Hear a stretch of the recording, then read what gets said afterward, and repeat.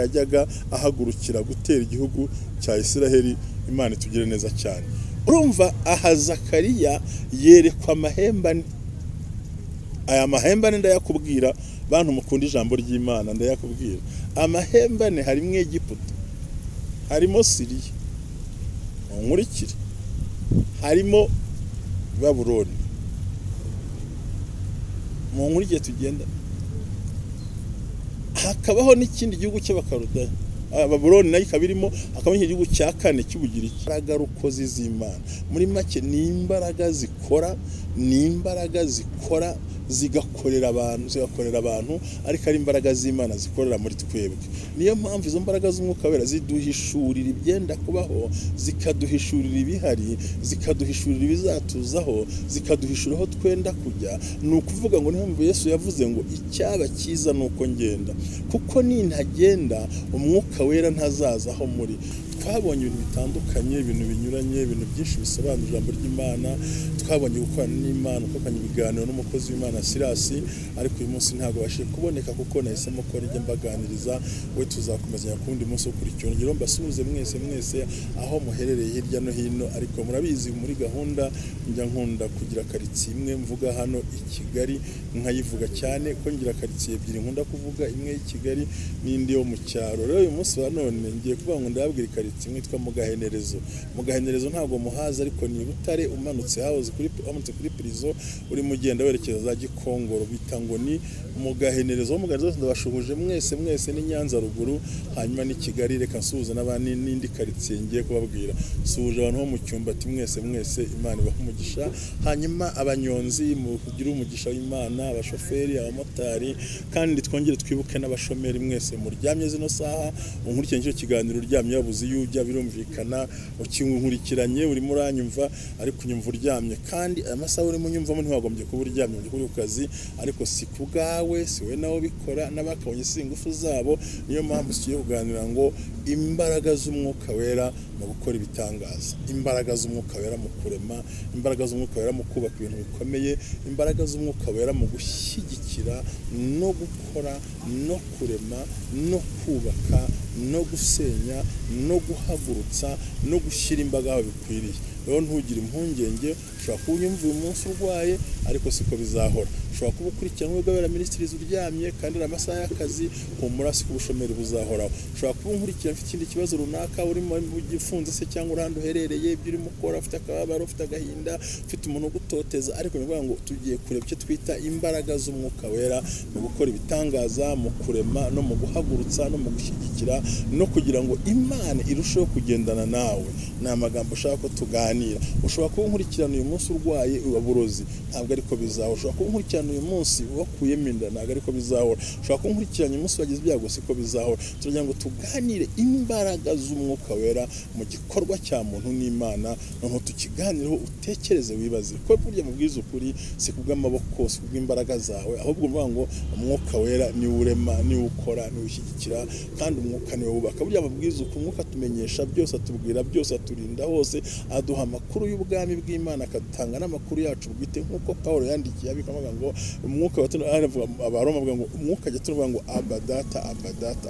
Ubwo twebwe ntidushobora gusenga neza cyangwa tubwire abantu neza ko dusenga, ahubwo Imana yo data wa twese uhoraho niyo ibasha gukoresha umwuka wayo wera kugira ngo ibyinshi tutavuze umwuka agenda bivuga. Rero Imana ikumpera umugisha, ndagushuje cyane nkubwira ngo umugisha w'Imana ubane nawe. Nta mpamvu yo gutinya, nta mpamvu yo guhangayika, nta mpamvu yo kugira izindi ngorane, ahubwo umwuka wera ashobora kuyobora cyane kandi ashobora gukora ibikorwa bikwiriye, kuko Imana iri mu ruhande rwawe. Yesu akumpera umugisha aho uherereye wese, akadusenga Imana, hanyuma tuze kureba ko izo mbaraga zikora gute. Nyiricyubahiro, nyir'ubutware, nyir'ubushobozi, turi imbere y'ubwiza bwawe, turi imbere y'ubutware bwawe, turi imbere y'imikorere yawe. Tugiye kuganira Mwami ijambo kuri uyu munsi wa none. Unyemerera abagiye kumva kino kiganiro kugitega amatwi, kucyumva, kukigumaho no kumva bikwiriye Mwami. Unyemerera uca inzira, kandi no kuri wese umusubize umurinze, buri muntu wese umurengere, umuhagarika hakwiriye kandi umuhagarikaho imbaraga, kuko ubikoze neza kwa Yesu Kristo umwami wacu. Amen, amen, amen. Murakoze rero. Ninjye Ntambabazi Jean Baptiste ndagarutse babwira ngo muri aya masengesho Imana yakoze ibitangaza bikomeye, kandi mbibutsa ko ku itariki 30 tuzasoza amasengesho, hanyuma ku wa mbere gukora cya gikorwa itariki ya mbere cyo gushyigikira abantu bake no kubafasha kugira ngo tubakure mu ngorane, nibura rya funguro wigomwe nawe ureba warigaburira. Ikindi ngira nshimire umukozi w'Imana mu gihugu aherereyemo cy'Iburayi wohereje amakayi y'umuryango ndetse n'amakaramu. Imana imuha umugisha. Amafaranga batanze 50 byahageze, kandi nyirabyo tugomba kumushyikiriza amakayi n'amakaramu uko wabikoze. Imana iguha umugisha. Wakoze sinkuvuga mu izina kuko abantu bakumenya, ariko ni wubahwe rwose. Waguriye abantu amapaki y'amakaramu, ugura amakayi. Imana iguha umugisha. 50 wohereje muri telefone birimo, kandi ndibwira ko tugiye kubikora uko wabikoze. Ngewe urantu hagutumikira, ushobora kuba utari bugereho nkahagera, kandi ndazi neza ko wabitekereje. Ni umudamu ufite abana 8 bose bari mu ishuri, ntago bimworoheye. Navuga ngo uwo mudamu ugafite abana ari mu ishuri, nawe wagira ikintu ukora. Ubwo abonye amakaye, ariko umenye ko mu Rwanda abana ku ishuri bararya, kandi amafaranga bwo gutanga kugira ngo babashe kurya. Ubwo nawe ugize umutima utabara, ukamera nk'uwo mukozi w'Imana uri mu gihugu cya Suwede wabikoze gutyo, na Imana yaguha umugisha. Imana yakugira neza cyane. So Imana rebaho umugisha, kandi Imana agire neza. Ndagushimiye, kandi umwana uri mu bitaro ndizera ko uyu munsi avamo ituro watanze riraza gukora ku mutima w'Imana, umwana ave muri ubwo burwayi. Kandi wakoze cyane umubyeyi, namuvugije ngira mbanze mushimire, bamwakoze ibikorwa byiza. Imana ibaho umugisha. Rero nagira ngo tugaruke ku ijambo ryacu rikuru rivuga ku bijyanye n'umwuka wera n'imikorere y'Imana. Aha muri iyi minsi y'amasengesho turimo dusenga minsi 30, mwibuke neza yuko tuvuga ngo nuko 9 ko kwakira ibitangaza, ko byari bitangaza. Rero abo tubana kuri aya masengesho n'ababakwiri barya amazudubiza rwa rubuga nababwiye, nagira ngo bamenyeshe yuko guhera ku itariki 23 tuzatangira amasengesho y'iminsi 7, noneho afite imbaraga akomeza aho dusoza. Umuntu ahitamo kurya mu gitondo, cyase kurya nijoro, cyase kurya saa sita, tugafata ifunguro rimwe, ariko byaba ari na ngombwa bishoboye ukagira uko wirinda, ariko bijyanye n'uburwayi, bijyanye n'ubuzima urimo, bijyanye n'uko wizera, bijyanye n'imibereho, bijyanye n'icyo urimo nasengera. Nagusaba kubitekerezaho, kumva ati ndabikora muri ubu buryo. Imana yakomera umugisha. Rero murakoze cyane. Imana ibaho umugisha, kandi Imana ibagiriye neza. Ni mu nyemerero dusenge. Tumaze gusenga aya magambo yakurikirane, Imana ibamera umugisha. Ubundi umwuka wera ni imbaraga zikorera mu bantu Imana yohereje muri twebwe.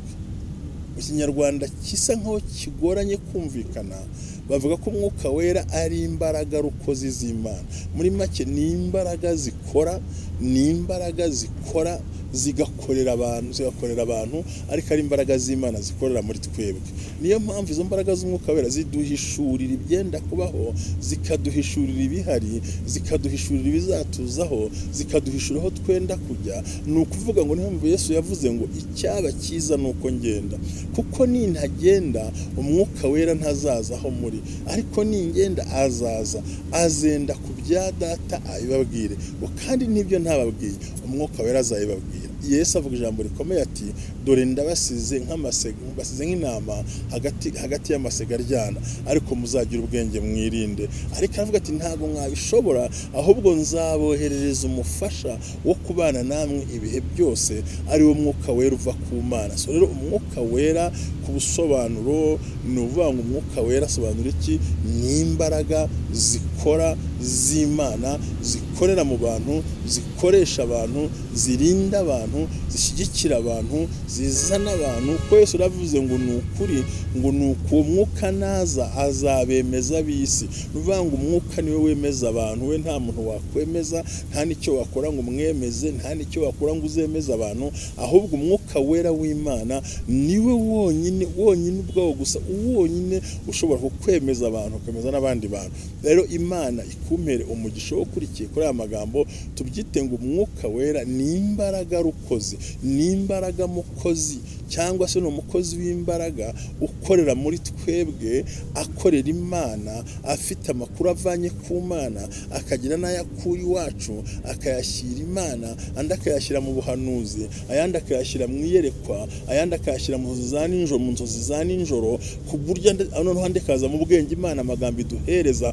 Nuvuga ngo ni umwuka operatinga kandi operatinga hejuru y'imbaraga zose, ni umwuka ukorera hejuru y'imbaraga zose mbi zose zo zikagera, ni umwuka ukoresha w'Imana ukorera mu rwego rwo hejuru ku buryo nta muntu wapfa na buhoro kurwanya umuntu ufite umwuka wera. Niyo mpamvu umuntu wifuza ubugize neza, ubukora neza, ubasha kugenda ukagera ku rukinjira ukabasha kwakira ya migisha y'Imana, Imana ikumpera umugisha. Ni ukuvuga rero ngo muntu nkurikiye ukurikiye ubumwe bw'abera TV hano udukurikiranye, ndagusaba kino kintu gishyire ku mutima wawe yuko ukeneye imbaraga z'umwuka wera, ukeneye umwuka wera. Hanyuma abantu usanga bagira confusion ko tuzabiganura ubutaha tugiye kwinjira mu nyisho za Bibiliya. Ese koko ni imbaraga rukozi umwuka wera wabatizwamo zandi bibavuga byose, usanga umuntu afite confusion. Ariko umenye ngo umwuka wera ni umuyoboro uri mu imbaraga, uri mu ibikorwa, uri mu ibitangaza Imana iyoborera ku bantu bayo, byaca mu nzozi, byaca mu iyerekwa, byaca mu ijambo ry'Imana, byanyura mu masengesho, aho hose bigatuma uwo mwuka tuzenguruka. Imana ibampera umugisha. Rero kuri uyu munsi wa none wa 22 tumaze dusenga Imana igihe cyose, dukorera Imana igihe cyose, nagira mabwire ngo tugiye kuganira kuri aya magambo, unyemerere tuyavugeho cyane. Ni amagambo agaragara mu gitabo cy'umuhanuzi Zakariya, aho dusoma ibice 4 twihuse cyane. Turareba ku murongo wa 6, aransubiza ati, ijambo ry'Uwiteka antumye kuri Zerubabeli ngira ati, si kubw'amaboko kandi si kubw'imbaraga, ahubwo no ku mwuka wanjye, ni ku Uwiteka Nyiringabo avuga. Wa musozi munini we uyita iki imbere ya Zerubabeli? Uzaba ikibaya, azazana n'ibuye risumba yandi, barangurure bati nirihabwe umugisha, nirihabwe umugisha, Imana ishimwe cyane. Ijambo ry'Uwiteka yongera kunzaho riti, amaboko ya Zerubabeli niyo yashyizeho urufatiro rw'iyi nzu, kandi amaboko ye niyo azayuzuza, maze muzamenye yuko Uwiteka Nyiringabo ari we wabimutumye. Imana ishimwe cyane. Mbese hari uwahinyura imishinga, kandi bazanezezwa babonye timasi ku ntoki za Zerubabeli, kandi ibyo 7 nibyo amaso y'Uwiteka acuranga iminsi yose. Amen, amen. Kandi ibyo 7 Data wa twese atugire neza cyane. Tubonye inkuru y'umugabo witwa Zerubabeli. Umuhanuzi Zakariya turimo tutegeza ahangaha, mwibuke neza ko abakurikira ijambo ry'Imana mukarisoma, ubwo Yerusalemu maze gusenywa mu mwaka wa 50 nibwo bashyizeho urufatiro rw'urusengero. Bamara imyaka 20 bubaka, atari uko ari abanebwe, ahubwo hari imyaka yanyuzemo barabarwanya pe. Mukurikire Sanibalati na Tobiya, bo barwanije icyitwa inkike z'i Yerusalemu n'amarembo. Ariko aba bantu bubatse urusengero bahanganye n'uwitwa Tetanayi n'abahivi n'abantu benshi, bari abantu benshi cyane bahakurya y'uruzi n'ibisonga bikomeye, batifuza ko urusengero rw'Imana rwubakwa. Hanyuma rero ruza guhagarara imyaka 15 nta wubaka, badashoboka ko uyu mutima warahagaritse. Aho muzaba cyegeye ko zigeze kwandikira umwami bati, ababwira umwami atari ko ibintu mwubaka ntitubizi, ntitubyumva urusengero gute.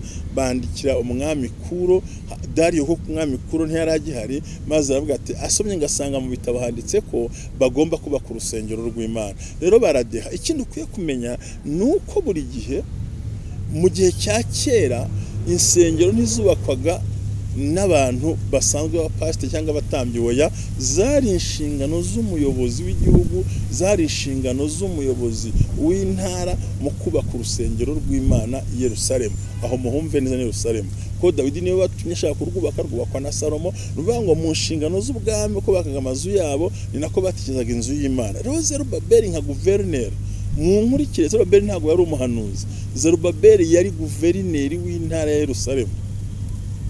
Abazi gusoma, Zerubabeli yari umuyobozi uyobora Yerusalemu. Hakaba bitwa Bahagayi, hakaba n'abandi bahanuzi bari ku mpande ba Zakariya, bamufasha guhanura. Abana b'umunsi bari bahari aho ngaho, bamufasha guhanura, bamufasha guhanura kugira ngo bashe kubaka inzu y'Imana. So rero hano giye gutangira ugasoma igice cya mbere, hari ahavuga ngo nuko yerekwa amahembe 4 yarwanyaga nde? Zerubabeli. Ndagamvuye kujya umwuka wera w'Imana. ndumva nifuza ko aya magambo tuyavugaho cyane. Ibice bibiri ngo amahembe ane n'abacuzi bane, ngo maze nubura amaso ngiye kubona mbona amahembe ane, baza marayika twavuganaga ati biriya ni ibiki? Aravuga ati biriya ni amahembe yatatanije abisiraheli n'ab'i Yerusalemu n'ab'Isiraheli n'ab'i Yerusalemu. Uwiteka anyereka abacuzi bane, ndamubaza nti bariya bazanywe n'iki? Aravuga ati uzi ko aya mahembe ariyo yatatanije abayuda ntihagira uwegura umutwe.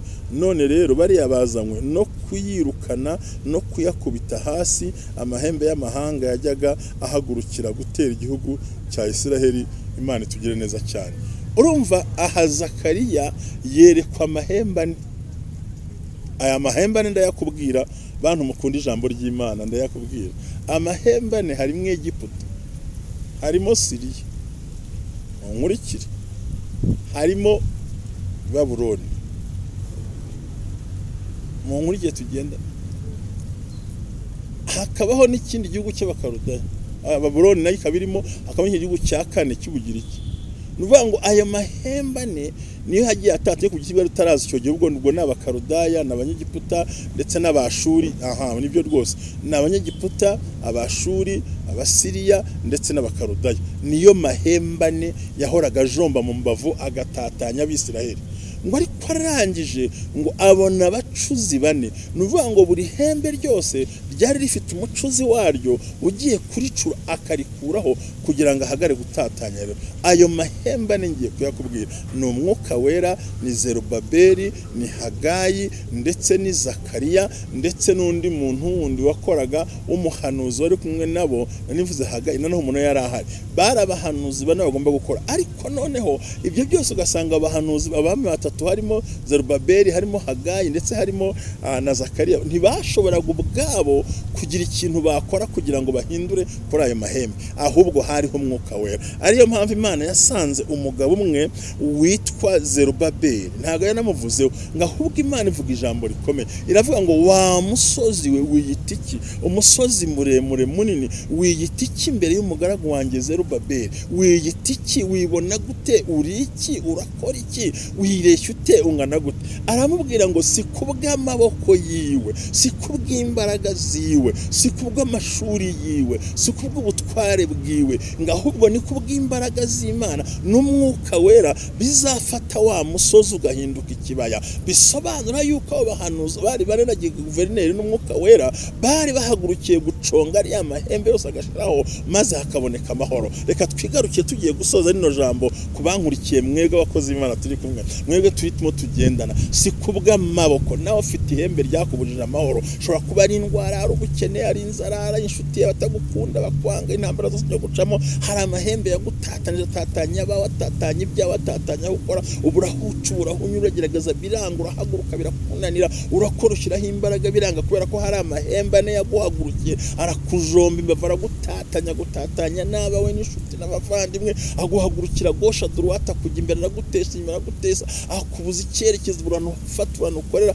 uragenda ujya kure cyane, uragenda urabura, maze aragutatanya. Ariko umva ubuhanuzi bwo ku munsi wa 22, Imana iravuze ngo si kubw'amaboko yawe. Kandi icyo nakundiye Imana, ntabwo yabwiye Zerubabeli, nta nubwo yabwiye amahembe, yabwiye umusozi wari muri imbere. Amahembe atatanya, bamara imyaka nta rusengero bubaka, bamara imyaka barahagaze, inzu y'Imana ituzura, ariko amwe ngo si kubw'amaboko yiwe. Bivuze ngo umwuka agiye gukora. Rero imbaraga z'umwuka wera zicecekesha ibyishyize hejuru, zikuraho imisozi utabimenye. Jambo ryarambwiye muri Yobu riravuga ngo yubika imisozi itabimenye, ikayubakana uburakari, ugashaka hayo ntuhabone. Mukozi w'Imana munkurikira kano kanya, ndagira ngo umenye amagambo y'Imana akomeye. Si kubw'amaboko kugira ngo uwo muntu akuve imbere, si kubw'amaboko kugira ngo ubashe gukira izo ntambara, ahubwo ni kubw'amaboko y'Imana ishobora byose. Wa mwuka wera urema. Ijambo ryaravuze muri Zaburi ngo yohereza umwuka bikaremwa. Ndagira ngo yohereza umwuka muri wowe, arema ubwo buzima, arema iyo ndubyare, arema imburyo bwose, agushyigikire. wohereza umwuka muri wowe urema ibitari bisanzwe, umwuka urema akazi, umwuka urema ubucyerekezo, umwuka urema imibereho, umwuka urema ibikwiriye. Yohereza umwuka muri wowe bigende biremwe. Hari ibikeneye kuremwa, hari ibikeneye gukorwa, hari ibyo wari utegereje. Yabwiye umusozi ngo wa musozi we, ntabwo nzirirwa nzari imashini yo kuwuhinga, ngo ahubwo uzahinduka ikibaya. Hari ibyo Imana icecekesheje, hari ibyo Imana imanuye, hari ibyo Imana ikuyeho, hari ibyo Imana yigijeyo. Dekotaya mandine mo, haleluya. Ngo uzahinduka ikibaya. Ntiyabwiye Zerubabeli, yabwiye umusozi, nawe Imana igira ikibwiriza, umwuka wera agira ikibwiriza kuriho mu izina rya Yesu. Nyemerera ubyizere, bihagararemo, byakire, bikunde, birakoretse nonaha si kera. Habwa umugisha w'Imana mu izina rya Yesu Kristo umwami wacu, amen. Imana ibarinde, dukomereza amaboko, bwira Imana ikuri uwo musozi. Ngaha akamaro k'umwuka wera mu kuduhuza n'ibyacu.